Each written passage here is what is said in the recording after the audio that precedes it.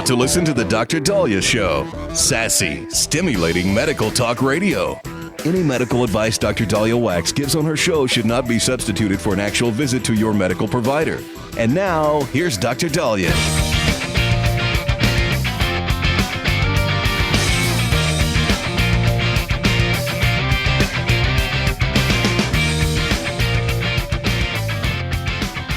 All right, we are back on the Dr. Dahlia Show, 1-877-DOC-DALI, 1-877-DOC-DALI.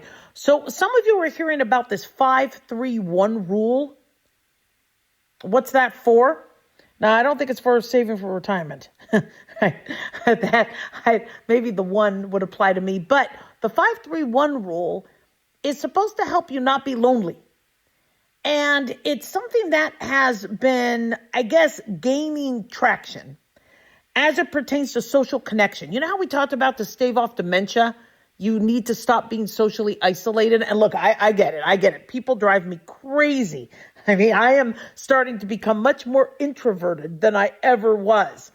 But if we want to stave off dementia by lowering our blood pressure and watching our blood sugar and perfecting our improving our hearing and vision, etc., you also have to avoid social isolation. Now, 1 in 6 people, according to Fox News, experience loneliness, which is linked to 871,000 deaths annually, according to the World Health Organization. So this 5-3-1 rule is this framework designed to help people build and maintain social relationships. Who gets credit for this? Canadian sociologist Kaisley Killam. Now, Kaisley Killam argues that social health should be treated with the same consistency as physical or mental health. She tells Business Insider, we need to be intentional about connection, just like we are with exercise and eating healthy foods. Now, it's interesting. When I was telling people about my radio birthday, not that anybody wanted to hear about it, but I was like, happy birthday to me. People commented on how I'm very open on my show. And I know some of you are saying, you're a little too open. I really don't need to hear half the stuff you say. But one of the reasons why I do that and why I'm open, about a lot of personal things, whether it's my colonoscopy or whatever, is because I think it's easier for you to connect. Now, if I was a doctor saying, so the cross-sectional analysis took a look at this and we found that pseudostratified columnar epithelium was integral in, that's not going to connect with anybody. But if I tell you personal stories, I show you that I'm walking the walk and not just talking the talk, you feel a connection. Now, that doesn't count. The type of connections you need to be much deeper than listening to Dr. Dahlia. So you still have to put some work into it. So what is this 5-3-1 rule? Well, 5, they say each week, spend time with 5 different people. Don't hang up. No, don't shut this off. It's not that hard. I'll tell you how to come up with 5 people. Just calm down, all right? Each week, spend time with 5 different people or social groups, such as friends, family members, co-workers, neighbors, or acquaintances. Okay, I'll tell you how to do that in a second. Number 3 for the 5-3-1, is each month have 3 deeper conversations with people you trust, where interactions go beyond small talk. Don't panic. This is a lot easier than it sounds. And then the 1 in the 5-3-1 is each day aim for about 1 hour of social interaction, even if that time is spread out across shorter moments. Okay, so do you have a dog? Do you walk the dog? Now, when I walk the dog, there's some people that don't like to talk. They're just on their phone. They're looking down at the poo-poo. I'm not going to interrupt them. I'd rather they clean the poo-poo than just look at it. So I'm not going to distract them, clean the poo-poo or whatever. But I notice when I walk and I walk during the day, I run into people and I'll talk to them about their dog. And okay, that counts, guys. That counts. Okay. Now I notice I've been walking the dog at night, so I run into people less. I got to stop that. I need to be around more people. All right, because I don't want to lose my extroverted character about me. Now, what about the 3 deep conversations with people you trust? Now, that's tough because that means you have to open up. And I know people say, well, I could gossip to my friends, but I don't want to tell them anything personal. Well, it doesn't mean you have to talk about your colonoscopy. What you could do is you could go, I'd like some advice. I'm looking at retirement stuff. I'm looking at, job opportunities. I'm looking at hobbies. I'm looking at workout regimens. Can I pick your brain? What do you do? And then you could talk more about exercise, other things. I know it's not, the sexiest conversation, but some of those conversations can start getting deeper. And I got to tell you, you feel better about yourself when you hear other people like, yeah, I can't get out of bed to go and work out. Or, man, I'm getting older. My knees ache. It's so funny. I suffer from such arthritis from all the skiing and running, jogging, and sports I used to do that I feel like I'm the only middle-aged person suffering with that until somebody else is telling me, yeah, I'm ready for a knee replacement. I go, really? But you see, the only way you get there is if you have a deep conversation. Okay, so what about that number 5, that spend time with 5 different people or social groups, such as friends, family members, coworkers, neighbors, acquaintances? Okay, well, how about lunch with your coworkers? Happy hour. How about coffee break time? All right? Rather than you sitting at your desk, just go and talk to people. Now, I get it. If you work in a toxic environment where I have in the past, all right, well then, you know what? Talk to your neighbor. Talk to the dog. I don't know. There's people around you that want to be talked to. Now, are there people around you that don't want to be talked to? Yep. I was at a funeral and, it was kind of getting slow and it was a beautiful funeral, but there was somebody next to me and he looked like, he was kind of phasing out. And so I started a conversation with him. He shouldn't, but that doesn't count. You're not supposed to talk to people at a funeral. But I just thought it was good to connect because I could see he was sad, but he wasn't lost in his own thoughts. I don't know. So I think I made him feel better talking to him. So going to church, going to temple. There's lots of things you can do. Another thing I do is I'm in the Walmart line and I start talking to people at Walmart. Right? I'm like, man, I just came in here for toilet paper. And, toilet paper's $10 now. Ridiculous. So 531 roll. 1-877-Doc-Dolly. Don't go away.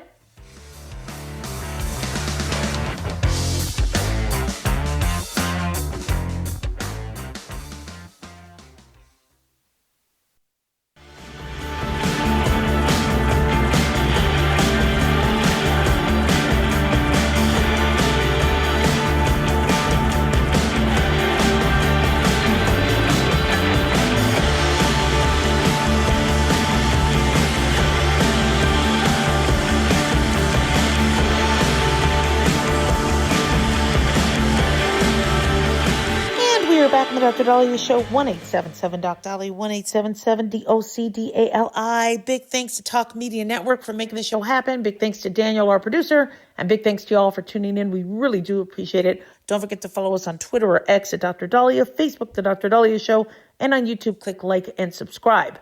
So one of my listeners asked about the Vegas shows and which ones are apolitical, because every time they've gone to a show, politics got brought up. And it's interesting because I've actually been to a couple shows recently. I told you I went to Mad Apple. Really, really good. That was at the New York. But yeah, politics was put in. I wasn't surprised because they put politics in everything, but I didn't realize how much of that was in Las Vegas shows. And then I was just at Rob Schneider, which I told you all about, and he brought up politics too. So my guess is, and I want to talk about that because there's some things that were brought up that was kind of interesting. But my guess is for those shows where you're looking for non-politics, I think anything that's maybe Broadway musical like when the Jersey Boys was here or Lion King, it was just the stories. Wicked. Now, Wicked was written in the 90s, and yes, there's definitely a societal undertones, but it's not necessarily political, in terms of what's going on today. Yeah, you could maybe extrapolate and find an analysis but it's the Wicked that I guess people were watching in the 90s. Les Mis, things like that. So I think the Broadway shows are always pretty much safe if you want no politics. With the Mad Apple, what was really interesting about the politics in that was the comedian is on stage and he starts bringing up Fox News. And what was really interesting is when he brought up Fox News, you heard some people in the audience boo, but then there were other people in the audience going, yeah. And then they were like clapping. And then I noticed he kind of looked around and then I think he started to change his bit a little bit because I didn't think he realized that there were so many people who were watching Fox News. I really struggle with the fact that we have news networks and depending on what you watch, then characterizes your political ideology. I mean, this is now what they do when they're trying to vet jury members. Do you read the New York Times or do you read the Wall Street Journal? And then depending on your answer, they think you're right or left. Do you watch Fox News? Do you watch News Nation? Do you watch CNN? Do you watch MSNBC? And then they're trying to figure out who you are from that. But it was interesting hearing people go, yeah, Fox News. And so he starts to go off about guns and he starts talking about guns and the audience was pretty mixed. Now, on the opposite, you had Rob Schneider and Rob Schneider is very conservative and he supports Trump. And so when he brought up politics, the majority of the room was applauding, but I could see that there were certain individuals who didn't like what he was saying. I saw some women kind of turn and look, and he actually started to talk about women. What was interesting with that is one of his jokes, and I don't want to ruin the show for you guys, but one of the jokes he brought up was, women, you could vote on the little stuff, but on the big stuff, leave it to us men. And I'm not doing it justice, but because he was talking about liberal white women and where you see in these riots, they're busting and they're paid to be there. And all you see are these, liberal right women and white women. And so he was starting to, and I know it was a joke and it was comedy, but he was kind of characterizing how women are more liberal. Women are more, and as I've always said, I can't speak for all women, but the issues I feel really strongly about is, national security, the economy, healthcare, education. I mean, these aren't women issues. These are everybody issues. I want to know that my family's safe. I want to know that immigrants who want to come to this country legally have a legal path. And that if criminals get in illegally, they're out. And when we watch the news and we watch these polls, they all talk about how women, especially the younger women, they're all Democrat, they're all liberal, and I don't see that. I see a lot more people as moderate. But it was funny how he brought that up. And some of his jokes, I thought they were really funny, but you could see some people in the audience not happy, but the majority of people were laughing. And when he was talking about Pride Month, this was interesting. He respects the LGBTQAI plus community, but he's confused how veterans only get one day.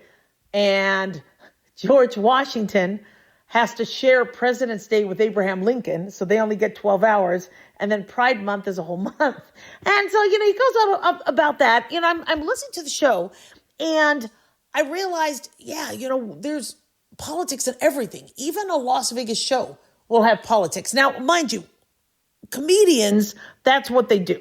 I mean, comedians are all about, talking about, the latest news. And so you're not going to escape politics if there's comedy. But if you're trying to look for an industry where you get an escape, entertainment is becoming less and less and less of where you could go to escape every day. And I think Hollywood is doing that on purpose. And I think the entertainment industry is doing that on purpose. They almost feel like they have to say what they have to say. And Rob Schneider was like, I don't care if they cancel me. But I'm noticing with all these other shows, they're like, they want to check the box. Everybody has to check the box. And now healthcare is going that same way, where all these industry groups want to buck everything that RFK Jr. is doing, whether it's the vaccines, whether it's the food additives, whether it's the warning pregnant women about Tylenol. Yeah, and like, why is medicine now political too? And I'm frustrated by that. I don't want like an apolitical world, but I want us to be all right. If I want sports, I could turn on sports. If I want politics, I could turn on politics. If I want to be entertained and I want to laugh, I could do that. But even the late night shows, politics has hijacked that. I mean, I remember Johnny Carson and Jay Leno. There'd be guests and it would be funny. But not anymore. It's all about politics. But going back to women, I don't like how now women are always marginalized as, well, they're Democrat or they're liberal or they are pro-abortion or they are pro-illegal immigrant or they are and women need to stand up, and also they need to have, I think, a consistent message if women are going to be a voting bloc. So if you're a woman and you're like, I'm about supporting sisterhood and I was supporting women, but then you have women in sports saying, look, I don't want to undress in front of a biological male. You're seeing women very kind of split, and they're not necessarily, and I hate to say this, a lot of women I went to school with, and it was, they'll be on one side one day and then another side for another day, and do they always have your back? And what the problem with women is, if men don't like women and women don't like women, where do we go? What do we do? And so my recommendation is for all of us women out there, don't let one speak for all of us. All right. And for those of you watching us women, don't think all of us are whoever is, screaming and trying to beat up ICE or trying to add whatever we're seeing these women do on TV. And hopefully, these women don't put us back decades where people don't want them to vote. Right? I love the fact that we could vote. I love the fact that we have a voice, but be responsible with your voice. Right? You want to protest, you want to do freedom of speech, that's great. But then don't scream like a lunatic. Don't be screaming obscenities at law enforcement. Right? Don't be goading individuals saying, you can't touch me, you can't touch me. All right, you give women a bad name. Don't do that. If you really want to give women a good name, fight for what's right. Right? Do proper protest or proper, ways to exercise your freedom of speech. Have educated conversations, learn, and understand that platforms may evolve. I mean, look at how Obama had just early on in his first presidency said, sorry, if you're here illegally, you're going to get fined and you're going to get deported. Politicians evolve, but just don't give us a bad name, because there's people out there who are not liking us. And the last thing I want to do is lose my right to vote because people are just screwing up. 1-877-DOC-DALI, 1-877-DOC-DALI.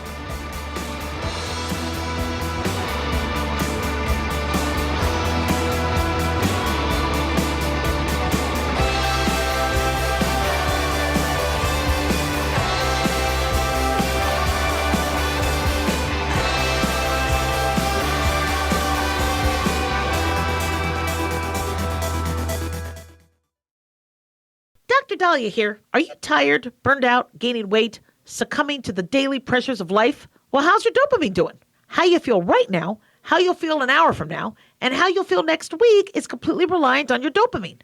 Our daily motivation and willingness to push through challenges depends on the intricate chemical process dopamine provides. Christian Kalikas and I created Deploying Dopamine, a book that tells you what dopamine is, when it dysfunctions, and how to successfully deploy it when needed. Find Deploying Dopamine on Amazon today. Check it out.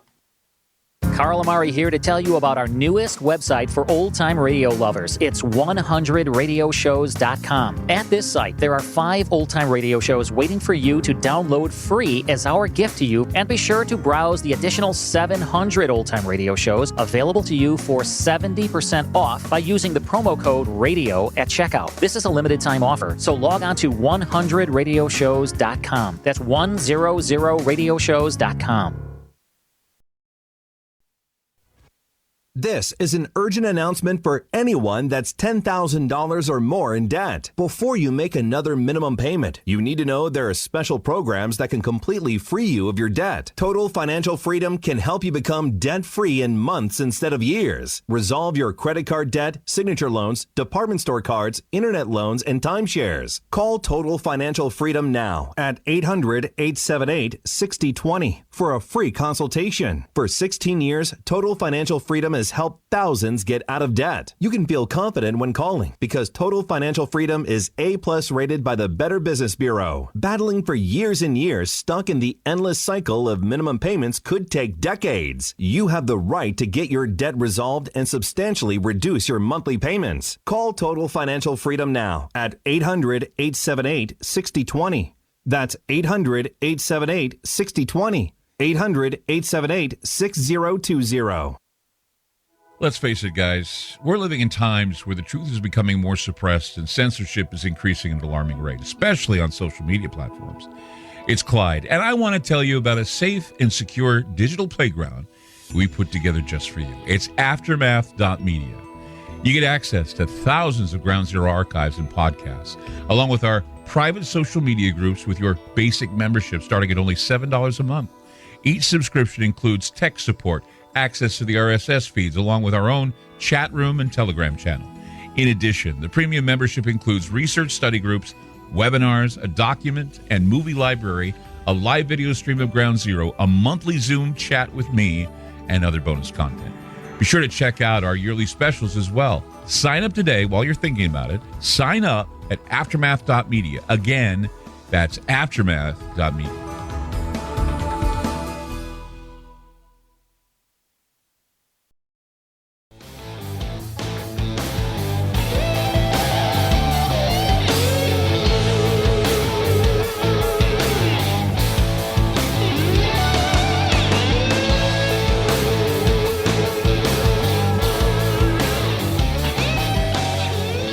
All right, we are back on the Dr. Daliah Show, 1-877-DOC-DALI, 1-877-DOC-DALI.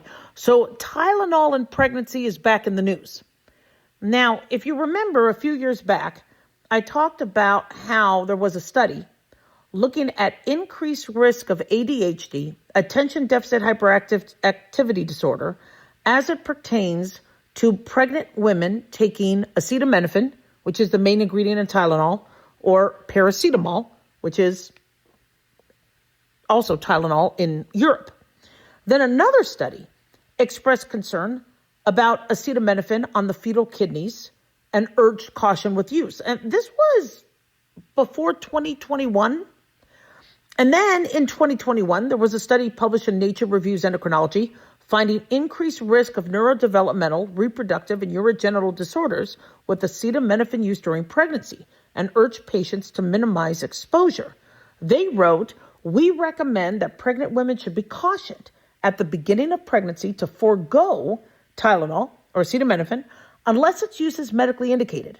Consult with a physician or pharmacist if they are uncertain whether use is indicated before using on a long-term basis, and minimize exposure by using the lowest effective dose for the shortest possible time."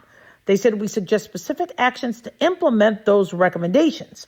This consensus statement reflects our concerns and is currently supported by 91 scientists, clinicians, and public health professionals from across the globe." Now, that was published in 2021. Other studies have come out, and RFK Jr., and remember Dr. Oz and President Trump, came out urging pregnant women to use caution. Because if we are having a rise in autism or neurodevelopmental disorders or kids with chronic disease, we might need to look at what we are doing in terms of their exposures in the womb. Well, now we have a study, which is good news, but I'm still confused about where we go because we're having, conflicting studies. But we have the latest study saying that paracetamol does not increase chances of autism, ADHD, or intellectual ability. According to The Guardian, they say taking paracetamol in pregnancy or acetaminophen does not increase the chance the child will be autistic or have ADHD or intellectual disability. A gold standard review of the evidence was found. This debunks what they say is Donald Trump's claims that it can cause autism. Now, the study came from a team of 7 researchers from across Europe, led by Asma Khalil, a professor of obstetrics and maternal fetal medicine at St. George's University of London. She's also a consultant obstetrician there. And they said their appraisal of 43 previous studies on the subject constitutes the most rigorous analysis of the evidence to date. Papers they examined compared health outcomes among children born to the same mother, included 262,852 kids assessed them for autism, 335,000 were assessed for ADHD, and 406,000 assessed for intellectual disability. And they said that paracetamol remains a safe option during pregnancy when taken as guided. It is first line, and they recommend pregnant women in pain or with a fever to take that as first line, so they should feel reassured that it is still safe. So this is great that they have this study, but I'm confused because there's been multiple studies discussing how there could be a risk. And so when they say that what Donald Trump did, President Trump did, or RFK Jr. did, it caused a faith to shatter in public officials and medicine and all that. And I look at it as the opposite. What we need are public officials and physicians saying, look, there's studies suggesting some things. It doesn't mean that's 100% and we have to panic, but it's our job to look at the studies and help you make an educated decision. Now, when I was a medical student, I told you all this, in the 90s, you gave every menopausal woman estrogen because you didn't want them to go through osteoporosis and lose the majority of their bone mass, which they do within the first 5 years of menopause. And you wanted to make sure that they, also preserve their cardiovascular health. And I had to do journal club. Journal club is where you as a student or intern have to come up with an article that was written. You don't write it, but you find an article and then you present it to a whole bunch of doctors and you talk about the pros and cons to the article and if it's valid. And so I had found an article in the 90s talking about how estrogen in women could increase heart disease and that we might need to rethink the global use of estrogen in postmenopausal women. Well, the doctors ripped me a new one, saying, well, that's ridiculous. Look at all the studies saying it protects the heart, And I go, I agree it can protect the heart. But if there's this one study that is telling us, whoa, this is what they found, don't we need to kind of look at it? Isn't that like the weak link in this? Should we? No. Well, in 2002, the Women's Health Initiative study came out. And in fact, they had to stop giving women estrogen because of heart disease risk. And then that went back and forth because then they overshot. The pendulum swung the other way, where a lot of women felt like they couldn't get estrogen because they thought they would get breast cancer. And it was just, there's a lot of benefits to it.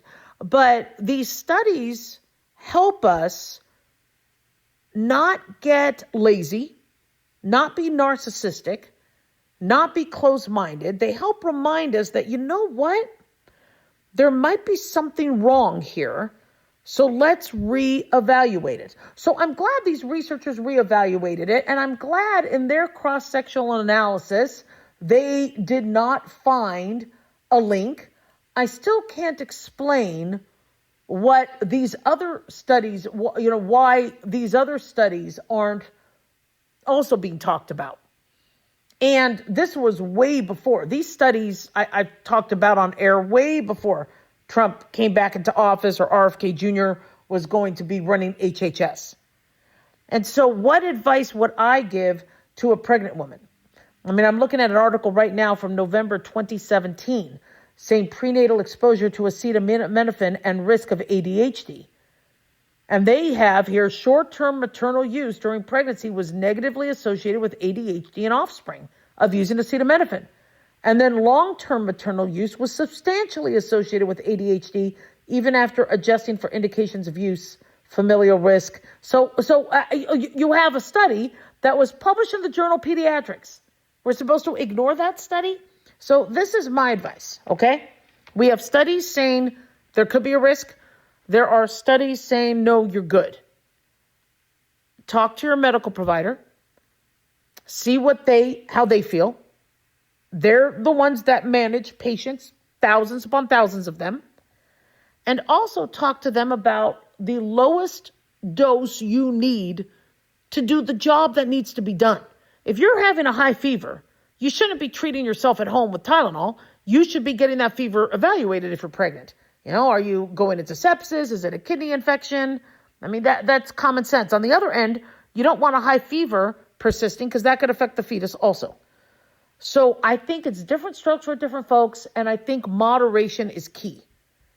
But I don't think it's that bad where everybody is freaking out saying, oh my gosh, we don't even know what to do because of RFK Jr. What RFK Jr. is doing is something that we always should be doing.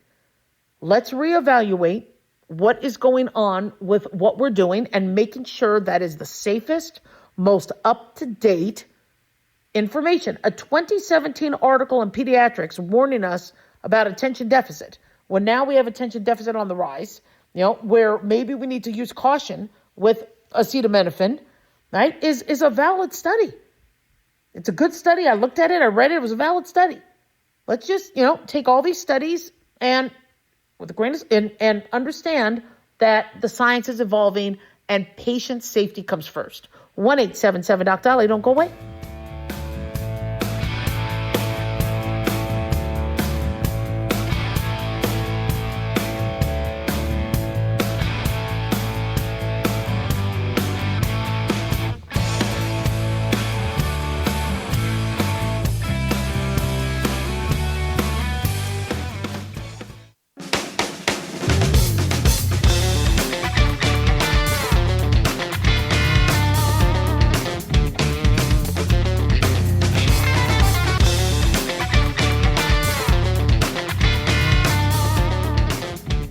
Welcome back to the Dr. Dahlia Show, 1-877-DOC-DOLLY, 1-877-DOC-DALI. I got some good news here. I got some real good news. There is a sweetener that has been discovered that tastes just like sugar, but has fewer calories, and they say is better for our teeth and in terms of diabetes. Scientists at Tufts University, according to the New York Post, has discovered a way to produce a safe dupe for sucrose. It has less calories, minimal impact on blood sugar, and may even have potential benefits for oral and gut health. This sounds too good to be true. It's not an artificial sweetener. It's called tagatose. It is a naturally occurring sugar found in small amounts in certain fruits and dairy products. Scientists say tagatose, I hope I'm pronouncing that right, is 92% as sweet as table sugar and about a third as many calories. Generally recognized as safe by the FDA, tagatose may be beneficial for people with diabetes because it has a much smaller effect on blood glucose and insulin levels than conventional sugar. You know how we talk about glycemic indexes, where if you eat, let's say, strawberries and cantaloupe, there's higher sugar in that than boysenberries and raspberries and blueberries. So we always are looking for ways to allow those with diabetes to still get sugar because you need sugar, but a sugar that's healthier, that doesn't mess with your sugar levels, allows you to have better control of your sugar through your insulin mechanisms. So scientists believe that part of the reason why tagatose doesn't cause strong insulin spikes and regulates it better than sugar and artificial sweeteners is that it is fermented in the large intestine and is thus only partially absorbed into the bloodstream. So you get the benefit of the sweet on the tongue, but you don't get the absorption through the small intestine because it doesn't get absorbed into the large intestine. That's fantastic. This is pretty cool. I wonder if it helps you poop better. Low in calories and poorly absorbed by the body, tagatose is further distinguished by its ability as a bulk sweetener used in cooking and baking. They say unlike high-intensity sweeteners, tagatose browns like table sugar when heated, and in taste tests has been shown to match the flavor and mouthfeel of conventional sugar. Oh, I love those little sugar cubes and those little sugar crystals. Oh, man, they taste so good. Now, what about the teeth? Well, they say sugar actively feeds the bacteria that cause tooth decay. Tagatose appears to limit that growth of those bacteria. Research also suggests that tagatose may have a probiotic effect, boosting healthy bacteria in the mouth and the gut. Unlike glucose, fructose, and sucrose, tagatose is produced in very small quantities and is thus usually manufactured rather than extracted from food. So they say the results of this most recent study, according to the New York Post, show that tagatose can be produced substantially and efficiently. So that, and if it's not expensive, this could be pretty cool. I'll buy some. Problem is it's rare. The processes to produce it don't make it cheap. It's inefficient and expensive. That's according to Nick Nair, Associate Professor of Chemical and Biological Engineering at Tufts. All right. Well, okay. You gave us good news. Don't rain on our parade. Well, they say to remedy this expensive and difficult process, they say the team at Tufts developed a production strategy that relies on genetically engineered bacteria. Now, that's much more cheaper and more efficient. So if you have the bacteria be able to produce these, they could do that in bulk. This could be huge. Now, the production is going to have to ramp up to meet demand, as projected estimates suggest that tagatose market will reach 250 million by 2032. Well, get working on it. Now, in 2023, the World Health Organization cautioned against the use of non-sugar sweeteners.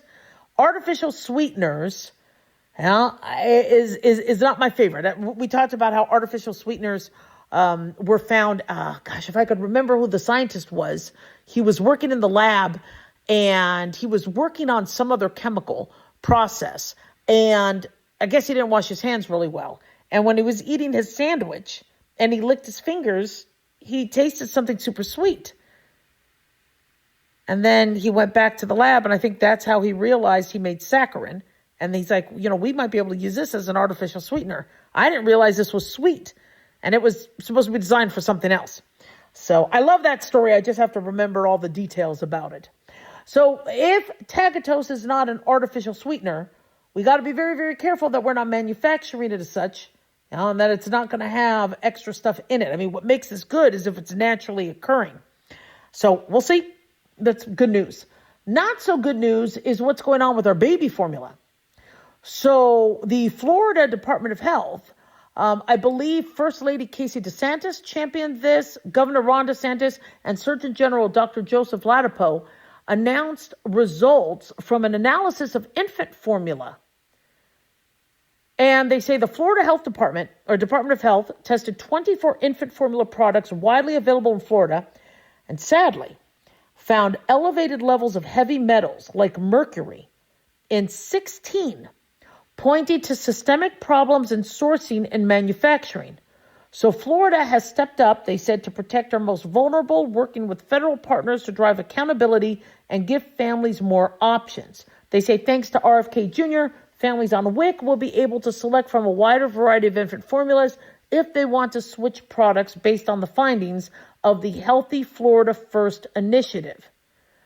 So being that they found heavy metals, multiple different heavy metals, arsenic, cadmium, lead, mercury. This isn't the first time this has been found in baby formula. I'm just shocked that it's still there.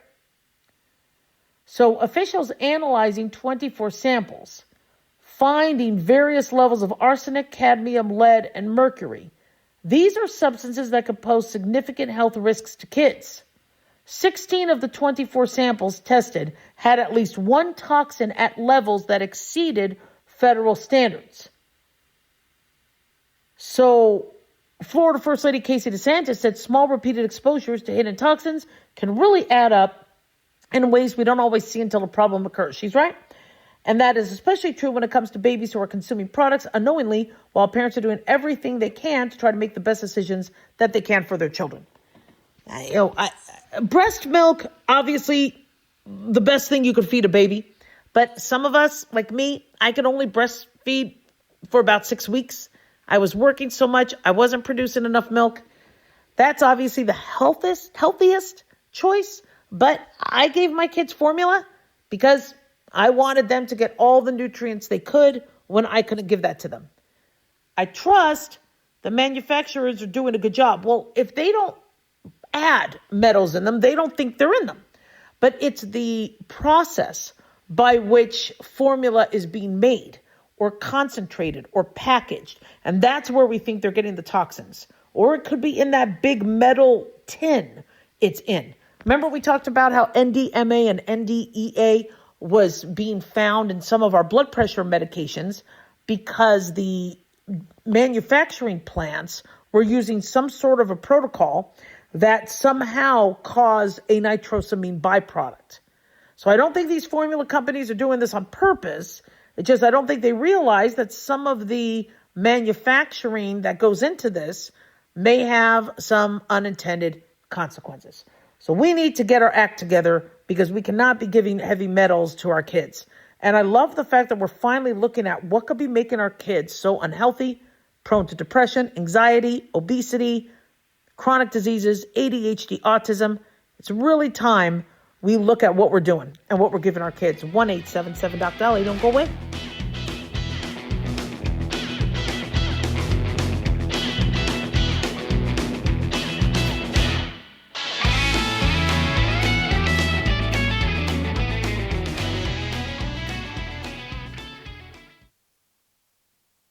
Can you believe, with all the recent violent protests, looting, and destruction, some areas are considering either defunding or abolishing the police?